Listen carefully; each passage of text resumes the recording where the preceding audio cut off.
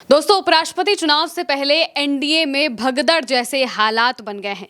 एक तरफ नितिन गडकरी बयान दे रहे हैं, दूसरी तरफ मल्लिकार्जुन खड़गे कह रहे हैं 6 महीने में सरकार गिर जाएगी। और अब शिंदे, चिराग, मांझी के दल से भी जो नाराजगी है उसकी खबरें सामने आ रही हैं। इसका पूरा गुणागणित क्या है समझेंगे। चंद्रकांत जी, आखिर क्या एनडीए में बगावत या फिर भगदड़ जैसी स्थिति बन रही है? देखिए, मैं सीटों को गिन रहा हूं कि किसके पास कितने वोट हैं, कितने सांसद हैं। चौंकाने वाला आंकड़ा महिमा सामने आ रहा है, बिल्कुल चौंकाने वाला आंकड़ा है। आपने जिनका जिक्र किया, मैं सबसे पहले उनकी बात कर लेता हूं। आपने जिक्र किया चिराग पासवान का, आपने जिक्र किया मांझी का। चिराग पासवान की अगर मैं बात करूं तो चिराग पासवान की पार्टी में एक ऐसी स्थिति मच गई है कि किसी भी वक्त चिराग पासवान एनडीए का साथ छोड़ सकते हैं। 4 तारीख को एक बड़ी रैली मुजफ्फरपुर में करने जा रहे हैं। नव संकल्प महासभा है और कहा यह जा रहा है कि उस रैली से वो ऐलान करेंगे। लेकिन उनके ऐलान से पहले उनकी पार्टी के जो चीफ विप हैं, सांसद हैं, उनके जीजा हैं अरुण भारती, उन्होंने एक ऐलान कर दिया है कि बिहार के अगले मुख्यमंत्री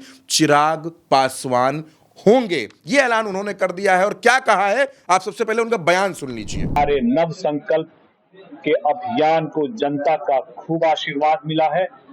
बड़ी से बड़ी संख्या में आकर के लोगों ने न सिर्फ स्वीकार्यता जताई है, न सिर्फ आशीर्वाद दिया है, बल्कि अगले बिहार के मुखिया होने के तौर पर उनको जिम्मेदारी देने के लिए भी उन्होंने स्वीकार्यता दी है। तो महिमा, ये अरुण भारती ने एक बहुत बड़ी बात कह दी और अरुण भारती ने कह दिया कि हम ये 20 सीटों पर मानने वाले नहीं हैं विधानसभा चुनाव में। हमको जितनी सीटें हमने कही उतनी सीटें हमको चाहिए, वरना मुख्यमंत्री पद का चेहरा तो हमारे चिराग पासवान है। ये बगावत चिराग पासवान की पार्टी में, और 4 तारीख का इंतजार करिए। दूसरी बगावत है जीतन राम मांझी की। लेकिन एक बात याद रखिएगा दोस्तों, एक बात जो महत्वपूर्ण आंकड़ा है वो ये है कि चिराग पासवान के पास 5 सांसद हैं। उपराष्ट्रपति के चुनाव में एक अहम किरदार होगा जीतन राम मांझी ने भी यह कह दिया है कि हम 10 सीटों पर नहीं लड़ेंगे, हमको 40 सीटें चाहिए लड़ने के लिए। मांझी खुद सांसद है, जोड़ते रहिएगा। 5 आप उधर एक सांसद जोड़िए और एक इधर। 6 सांसद अब तक हो चुके, 6 सांसद हो चुके। और अब मैं आपसे बात करूंगा शिंदे की। एकनाथ शिंदे कब से नाराज हैं? जब से महाराष्ट्र में सरकार बनी, जब से वो डिप्टी सीएम बने और फडणवीस साहब मुख्यमंत्री बने, तब से वो नाराज चल रहे हैं। उनकी नाराजगी की वजह क्या है? बहुत सी वजह है। हाल ही में 2 खबरें हुई महिमा, आपने भी वो खबरें देखी कि कैबिनेट मीटिंग में शिंदे साहब नहीं पहुंचे, नहीं गए उस कैबिनेट मीटिंग में। उसके बाद एक और मीटिंग बुलाई गई। वो तस्वीरें आपने देखी होंगी कि मुंबई पानी, लोग त्राहिमाम कर रहे थे कि इतना पानी आ गया, लोग परेशान है, बीएमसी क्या कर रही, सरकार क्या कर रही। इसको लेकर एक मीटिंग बुलाई गई कि इन स्थितियों से निपटा जाएगा। शिंदे उस मीटिंग में भी नहीं गए, और अब शिंदे को लेकर एक हाहाकारी पोस्ट कर दिया है वरिष्ठ पत्रकार केपी मलिक ने। उन्होंने ये लिख दिया है कि शिंदे के तेवर बगावती हैं और वो क्या गडकरी के संपर्क में है। उन्होंने सवाल पूछा है, ऐसी आशंका जताई है। लेकिन जब शिंदे की नाराजगी आप देखती हैं तो उसके साथ साथ शिंदे के सांसद भी काउंट कीजिए। शिंदे के सांसद हैं 7। अब यह आंकड़ा कितना पहुंचा?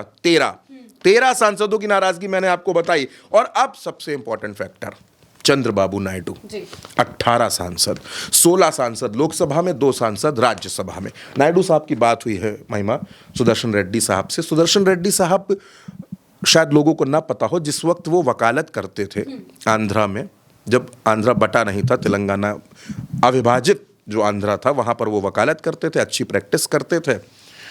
नायडू उस समय राजनीति में संघर्ष कर रहे थे, उभर रहे थे, विधायक बन चुके थे, उभर रहे थे, राजनीति में मेहनत कर रहे थे, तो एक मित्रता थी उनकी।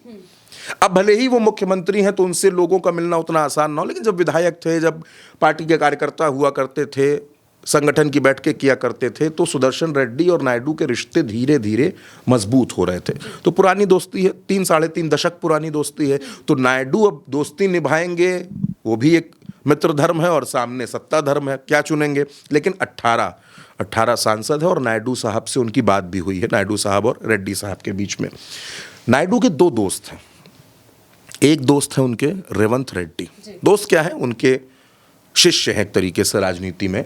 रेवंत रेड्डी को तमिलनाडु में, तेलंगाना में, आंध्रा में कोई ना जानता हो, परिचय के मोहताज तो रेवंत रेड्डी है नहीं। उससे बड़ी बात यह है कि रेवंत रेड्डी को चंद्रबाबू नायडू ने टीडीपी में स्टेट प्रेसिडेंट भी बनाया था। पहले टीडीपी में थे तो रिश्ते रहे। डीके शिव कुमार एक नेता हैं, कर्नाटक में चाणक्य कहे जाते हैं, कांग्रेस के डिप्टी सीएम हैं, वो भी नायडू के मित्र हैं। और स्टालिन भी नायडू के मित्र हैं। नायडू के मजबूत रिश्ते शरद पवार से भी हैं, लेकिन लोग ये कह रहे हैं कि नायडू साहब अभी कंफर्म कर लेना चाहते हैं कि कितने सांसद इंडिया गठबंधन के पाले में जा सकते हैं। तो ये आंकड़ा आपने देखा, मैंने आपको दिखाया कि 13 सांसद, मैंने आपको बताया कि 13 सांसद हो गए थे चिराग, मांझी और शिंदे से, और 18 सांसद आपके आते हैं नायडू साहब के पाले से। तो अब ये जो आंकड़ा है ये पहुंचता है महिमा 31 का। ये 31 सांसद हो गए, लेकिन गणित अभी यहीं नहीं रुकी है।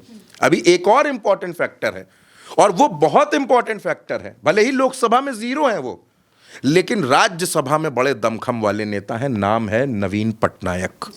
नवीन पटनायक साहब को राजनाथ सिंह ने फोन किया था, मोदी जी ने भी फोन किया, उनके स्वास्थ्य का हालचाल जाना, वो कैसे हैं, उनकी तबीयत कैसी है, इसका हालचाल जानने की कोशिश की। और बाद में कहा कि 9 तारीख को उपराष्ट्रपति का चुनाव है, लेकिन पटनायक साहब कुछ बोले नहीं। बड़े विनम्र नेता हैं पटनायक साहब, और ओडिशा की राजनीति का एक बड़ा नाम है, देश की राजनीति का एक बड़ा नाम है। उनके पास महिमा सांसद हैं 8, और कहा यह जा रहा है, क्योंकि सुदर्शन रेड्डी हर किसी को फोन कर रहे हैं, हर सांसद को वो इंडिविजुअली फोन कर रहे हैं, उनसे संपर्क कर रहे हैं और उनसे उनका समर्थन मांग रहे हैं। तो वहां भी फोन उन्होंने किया। 8 सांसद हैं, 31 में जब आप 8 जोड़ देंगे तो 39 हो जाता है, 1 कम 40, यानी 39 सांसद ऐसे हैं जिन पर अभी मामला संदिग्ध चल रहा है। अभी मैं उनकी बात नहीं कर रहा, जगन मोहन रेड्डी की, उनके पास 11 सांसद हैं, अभी मैंने उनको नहीं जोड़ा है इस पाले में, अभी मैंने उनको बिल्कुल नहीं जोड़ा है। 11 सांसद उनके पास हैं। अनुप्रिया पटेल खुद सांसद हैं। जयंत चौधरी के पास 2 सांसद हैं। जयंत चौधरी भी मजबूत है, उनके पास भी सांसद, और जयंत खुद राज्यसभा में है, ये भी आप देख रहे हैं, वो भी राज्यसभा में है। तो आंकड़ा बहुत बड़ा हो सकता है। अगर एनडीए में शामिल दल नाराज हो गए तो ये आंकड़ा बहुत बड़ा हो जाएगा, और फिर जो उपराष्ट्रपति का चुनाव है महिमा 9 तारीख वाला, ये फंस सकता है। और ऐसा फंस सकता है कि आप इसमें कहेंगी कि वाकई ये जो राष्ट्रपति का चुनाव है, उपराष्ट्रपति का चुनाव जो 9 तारीख को है, ये आंकड़ों के हिसाब से फंसता हुआ नजर आ रहा है। तमाम जो एनडीए में शामिल दल हैं, उनकी नाराजगी, उनकी बगावत एनडीए के प्रत्याशी को भारी पड़ सकती है। और जैसा कि मैंने आपसे शुरुआत में ही कहा कि केपी मलिक का पोस्ट उपराष्ट्रपति के चुनाव में हलचल मचा रहा है, हड़कंप मचा रहा है। तो अब आगे आने वाले वक्त में क्या होगा ये तो आपको बाद में ही पता चलेगा, लेकिन 9 तारीख बड़ी अहम है। और जो नंबर मैंने आपको बताया 39 का, इस पर गौर कीजिए, बड़ा दिलचस्प होने वाला है। बिल्कुल, यानी कि अगर गुणा गणित के हिसाब से देखें तो ये उपराष्ट्रपति पद का चुनाव काफ़ी अच्छे से फंसने वाला है, और इस वजह से ही एनडीए में बहुत ज़्यादा हलचल भी चल रही है। नरेंद्र मोदी अपने जो एनडीए के सांसद हैं उनके साथ डिनर भी करने वाले हैं चुनाव से पहले, और बहुत सारी चीज़ें ऐसी हो रही हैं। फिलहाल के लिए मेरे साथ इस चर्चा में इतना ही। आप देखते रहिए उल्टा चश्मा यूसी।